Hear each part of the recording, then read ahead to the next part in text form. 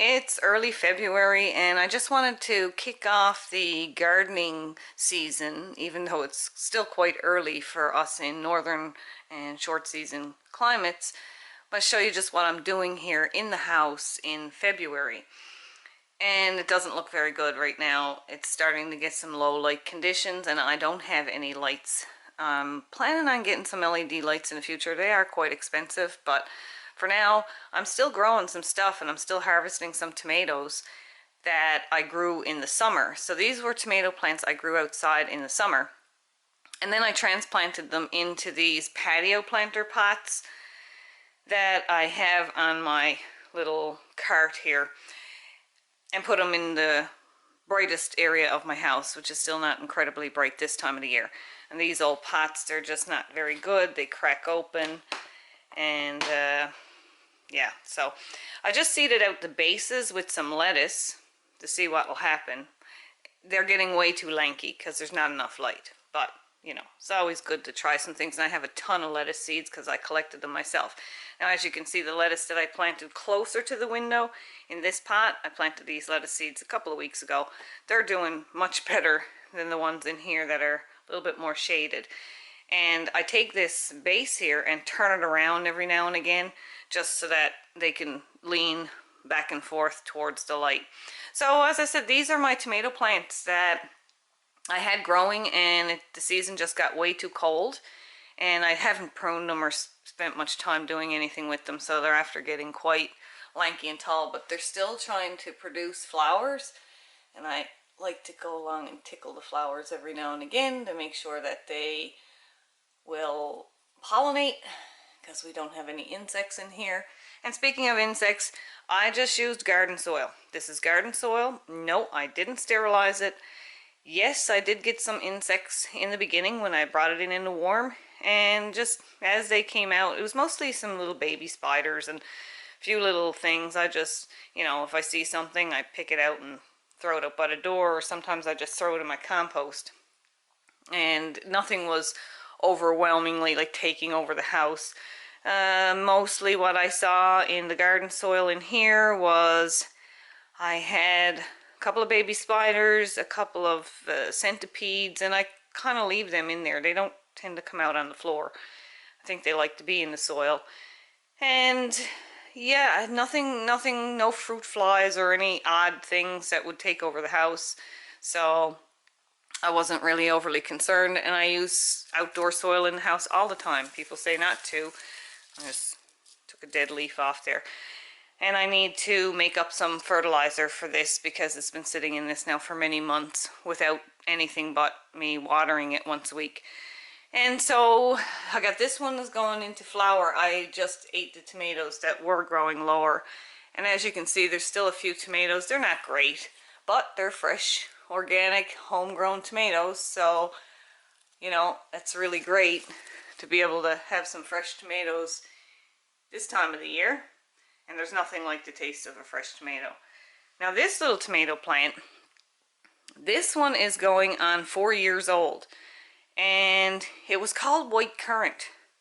Now I don't know if it cross-pollinated and then grew some other, because there was 4 in here at one point in time. 2 died off because they're a little yellower than they were in the beginning, or that could be the light conditions.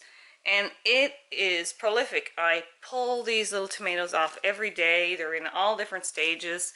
It's a little bit of a crazy wild plant, so I'm always trimming it back and cutting off some dead leaves. But I brought it in a couple of years ago, and I put it out in the summer, and I bring it back in the winter. And we had a period of time where the power went out for like a week, and I thought it was dead. I was going to throw it out. It just completely died. So I cut it back and just left it in a corner, and it came back again. So I'm keeping this plant, and I've collected some seeds from the tomatoes to start some more. And I have a little bit of arugula here in a pot as well. So it's a little bit of a mess, and I'm really excited because I have another new setup coming that I'm going to show you guys later. But feel free to ask me any questions about gardening. I've been gardening for going on 26 years now, and it's not all that complicated, and it's quite fun, and it's great to have fresh food. In here I also have some green onions that were from the grocery store. If you've seen my previous videos, I'll link them in the description box below. And I see now there's lots of videos showing you how to do that, but I put this up on YouTube, oh, way back before anybody else, how to grow things from your grocery store stumps. And I just harvested these, so now they're back to just little skinny ones again. I just chop them off. These were the green onion bottoms. And this was a turnip top. When I got the turnip from the grocery store, it had little sprouts on it. So I just sliced the top off and laid it here because I love turnip greens in salads or anything. It's not going to be a whole lot, but you know, it's a little bit of fresh greens. And also I just cut the top off of a celery and poked it in here. I just did a ginger as well. Where's that ginger? Oh, here we go. So I just poked a little piece of ginger that had a little sprout on it in here. Just sort of my little mini garden that I just test things out and poke things in, and this is what I'm doing now for the winter. This was just an onion top I recently put in there. Probably needs a little bit of water, but the tops of any onions are edible just like green onions, so you can cut those off. As you can see, I've been cutting them off and eating them like green onions.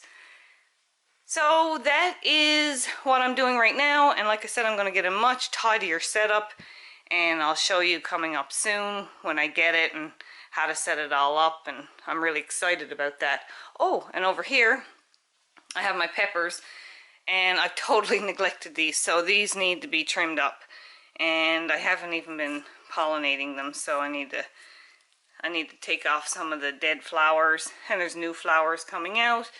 And we have these little hot peppers. I love these peppers because they might be very tiny, but the flavor is extremely strong and the heat is very potent. So you only need a little tiny pepper like this for a whole pot of chili, and it makes this delicious fruity flavor and adds a lot of heat.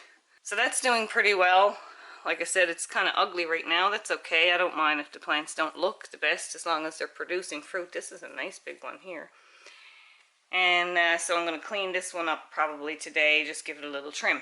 Now, be mindful that I am in a northern climate with a very short season and fairly low light conditions. We also have acidic and rocky soils, so when we get out in the garden, it's a challenging place to grow here in Newfoundland. So it may not be the same conditions that you have in your area. So I will mostly be focusing on short season plants and plants that can grow well here in Newfoundland, and how we can amend our soils naturally without spending a ton of money. And I hope you're growing something, so just grab yourself a pot and throw a bit of soil in it and start some seeds or some stumps from the grocery store and get your hands dirty and get some things growing now to start, you know, building up your experience with growing. Not a very difficult thing to do, but it's great for you and the kids. It's a great fun project for the kids to see what can grow, experiment, have fun. Don't worry too much about it. Just, you know, grab a bit of soil, grab a pot, some sort of container, and start growing.